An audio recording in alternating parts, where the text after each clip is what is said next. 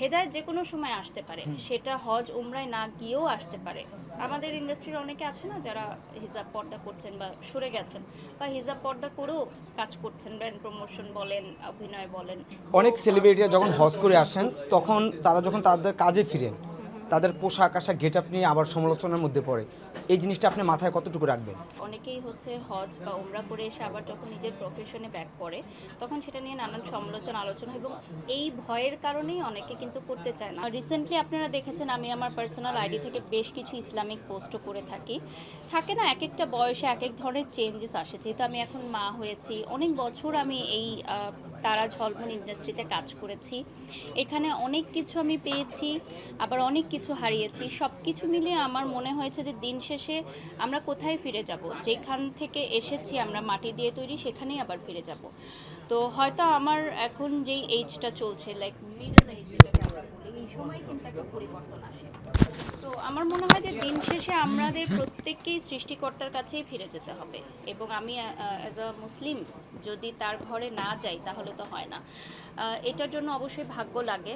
অনেকেরই দেখা যায় অনেক টাকা পয়সা আছে, কিন্তু সৌভাগ্য হয় না হজ বা ওমরায় যাওয়ার, বা তাদের প্ল্যানিংটা থাকে না। তো আমি, আমার হাজব্যান্ড এবং আমার বাচ্চা যেহেতু ছোট, আমার হাজব্যান্ড যদিও গেছে একবার, তার মাকে নিয়ে গেছে, তার আমার শ্বশুর শাশুড়ি দুজনেই হজ করেছে।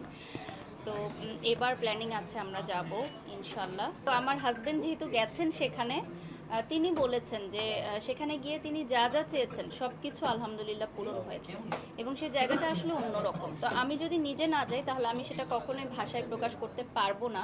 তো আমি প্রত্যেকটা মুসলমান ভাই এবং বোনকে অবশ্যই বলবো, যদি আপনাদের সামর্থ্য থাকে তাহলে অবশ্যই আপনারা আল্লাহর ঘরে যাবেন, একবার হলেও মানে ভিজিট করবেন। অনেক সেলিব্রিটিরা যখন হজ করে আসেন তখন তারা যখন তাদের কাজে ফিরেন তাদের পোশাক আশাক গেটআপ নিয়ে আবার সমালোচনার মধ্যে পড়ে। এই জিনিসটা আপনি মাথায় কতটুকু রাখবেন? এটা খুব সুন্দর একটা প্রশ্ন করেছেন। আসলে অনেক সময় দেখা যায় যে অনেকেই হচ্ছে হজ বা উমরা করে এসে আবার যখন নিজের প্রফেশনে ব্যাক করে, তখন সেটা নিয়ে নানান সমালোচনা আলোচনা হয়, এবং এই ভয়ের কারণেই অনেকে কিন্তু করতে চায় না। আমাদের মিডিয়া ইন্ডাস্ট্রিতে আমরা যখন একসাথে আড্ডায় বসি অফ ক্যামেরা, অনেকেই বলে যে যেন পারিস আমি যেতে চাই, তোমার কথাগুলো শুনে ভালো লাগলো, কিন্তু যখন যাওয়ার পর আবার এসে আমরা কাজ করবো, কারণ পেটের দায়ে তো আমাদেরকে কাজ করতে হবে। আমরা যে ইন্ডাস্ট্রিতে কাজ করি, আমি এখন গিয়ে কিন্তু একটা 10-15 হাজার টাকার একটা চাকরি করতে পারবো না ভাইয়া।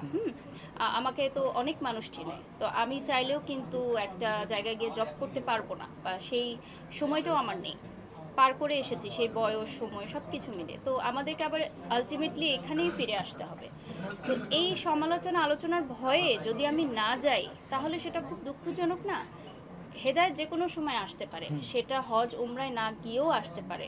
আমাদের ইন্ডাস্ট্রির অনেকে আছে না যারা হিজাব পর্দা করছেন বা সরে গেছেন, বা হিজাব পর্দা করেও কাজ করছেন, ব্র্যান্ড প্রমোশন বলেন, অভিনয় বলেন, করছে। তো এই বিষয়গুলো আসলে খুবই ডিফারেন্ট, এবং ইসলামিক দৃষ্টিকোণ থেকে যদি আমি বলি এই বিষয়গুলো অনেক সেন্সিটিভ, তো আমাদের ক্যামেরার সামনে না বলাই উচিত।